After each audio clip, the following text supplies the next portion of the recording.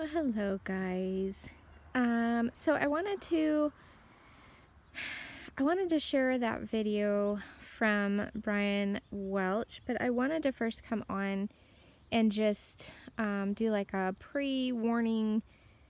I don't even know what you want to call it, but I've had a few people from my last video, because I mentioned his name, they think that I'm endorsing him, and I'm not in any way endorsing him or endorsing what he does or his choices that he makes or the things that he has done lately. I'm not endorsing that. The entire point of the last video was to encourage people not to judge others based on how they look. And I mentioned his name because I had just watched a video where he was basically sharing how he came to the faith of Jesus Christ, and the point of it was that he is completely tatted up and he's got long hair and his eyelids are tattooed and all of that, and the point was not to judge people, because if you see him you wouldn't think that he is saved. You know, and we don't know his heart, we don't know his intentions and his motives. You know, someone tried to blast me because apparently he has returned back to the band Korn, which, you know, we cannot judge the motives of somebody's heart. We are not God. We cannot judge if somebody is truly saved or not, regardless, you know, of our personal opinions. And personal opinion of mine, you know, I'm not God, so I can't judge his heart. But you know, that's why I wanted to say that I'm not endorsing him in any way. I'm just simply sharing. I'm sharing the reason why I posted it in the first place, and I think a lot of people missed the intention of why I shared it. Or I'm going to share this video after this, and it's simply because I want you to look at the man. I want you to look at his physical appearance and put yourself in that position of the religious folk, the religious people who see people for the outside and, you know, point fingers and say that they are not welcome into the body of Christ simply because of what they look like. That is the reason why I did, and I'm going to do this video today. So that's just a pre-warning.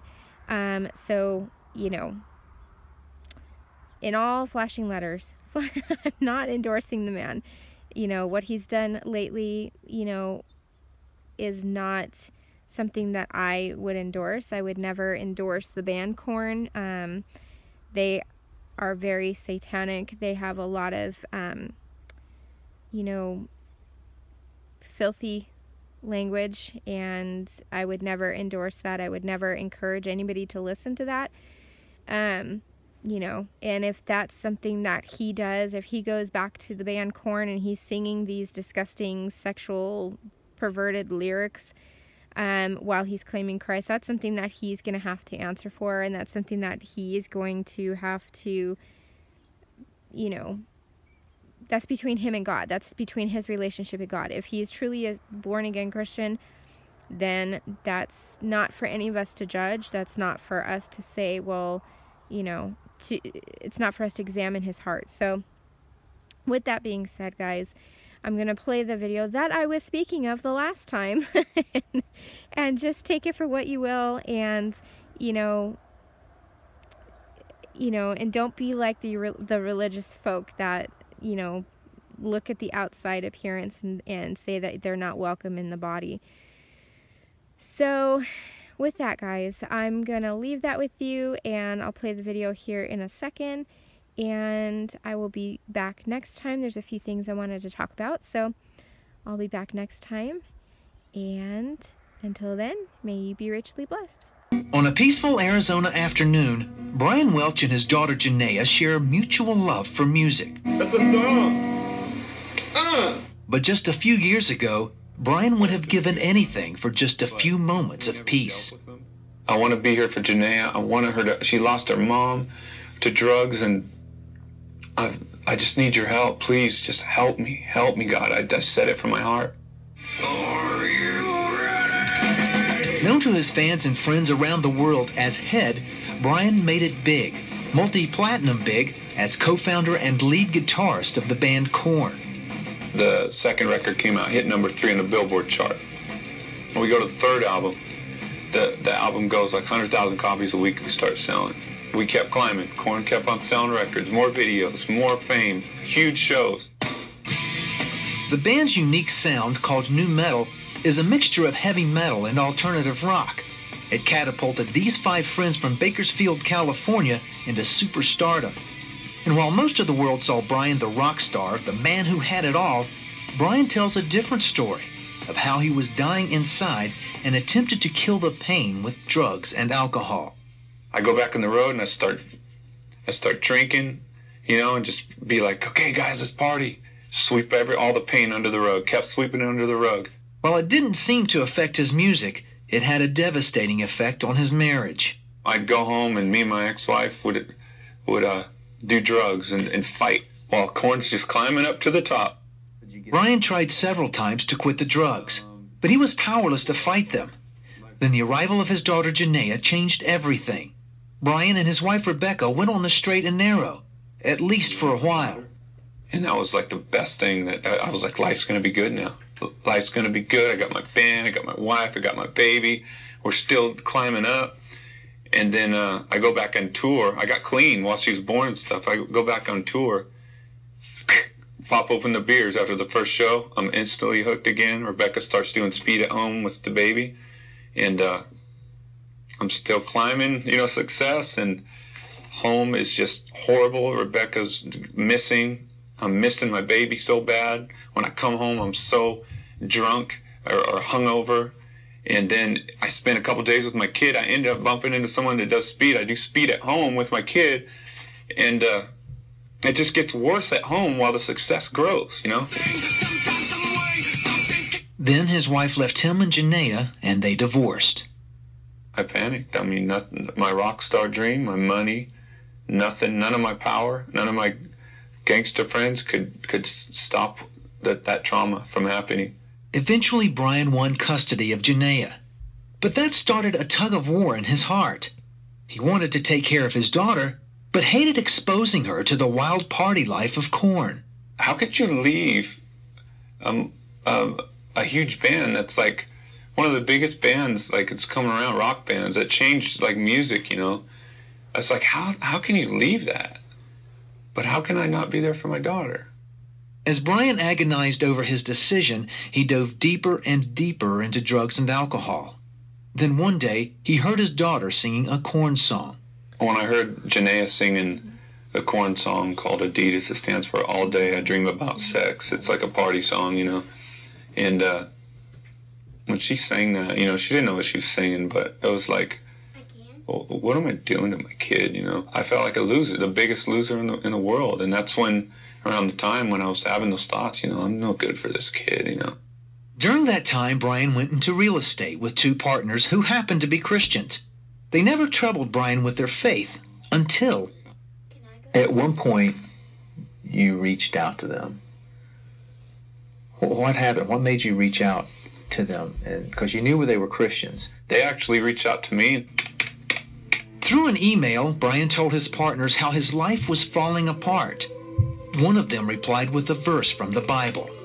"Come to me, all you who are weary, and I will give you rest." And I was like, could Jesus be real? I was thinking that in my mind. Is this guy not just a goody-goody? Could there really be a God? And is he calling me? And I was like, I looked up that scripture and I wanted it to be true. Eventually, Brian went to church with him.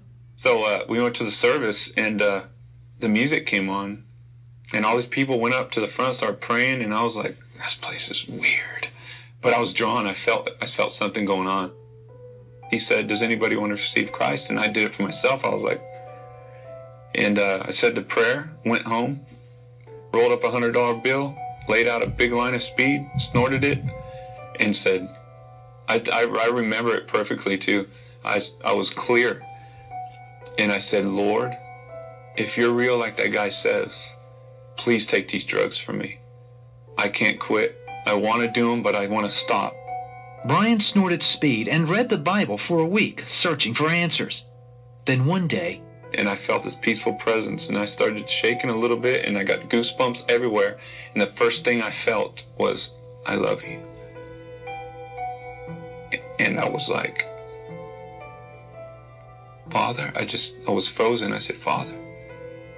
I was like, this is God. And then it went away, but it was so real. It took over the high. And when it went away, the drugs just was, my mind was like, that was just drugs or something. That wasn't real. That wasn't God. And so I did drugs all night long. The next day, I woke up, and I had a feeling to go to my Bible. I opened it up and I pointed, and it said, the soul who sins is the soul who will die. And to me right then, I was like, I felt like God told me right there, I revealed myself to you last night. It's time for you to stop the drugs. It's time for you to be done. And I just was consumed with fear. I was like, I went and grabbed all my drugs and threw them in the toilet and just said, I'm done, God. I'm yours now. I'm yours. And this is the last time I did drugs. That's pretty major for that to happen, for somebody to be on drugs for so long. Yeah. It was a miracle. And to be totally clean. At that same time in 2005, Brian split from Korn and sent the music world into a spin. Brian, on the other hand, was baptized in the Jordan River and started his new journey. Well, how did it feel to be released from Korn? To tell you the truth, God was real. He revealed himself to me. He kept revealing himself to me. And I felt his presence at my house. He's speaking through my kid. Like, just all this crazy stuff was happening, and that's all that mattered to me. I was like, okay, that band stuff, the stardom, the money, everything, it doesn't matter anymore. It's God. God, it was so real that I was like, I don't care what I do the rest of my life. Brian has taken his responsibility as a father head on. And now, instead of lewd lyrics, Janaea hears her dad talking about the love of Jesus. Brian chronicled his story in a best-selling autobiography called To Save Me From Myself. He's also back in the studio working on a new album.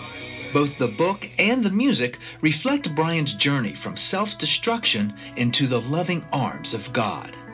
Why do you think God put you here on this earth? He put me on earth to have fellowship and intimacy with him. I mean, I'm going to spend as much time as I could possibly spend getting to know him every day. I don't want to waste any time. I wasted enough time. It's just, that's what I'm put on earth to do. Is be intimate with God, get to know him as much as I can in here, and let him fill me with his spirit so he can do the work by bringing people into the kingdom.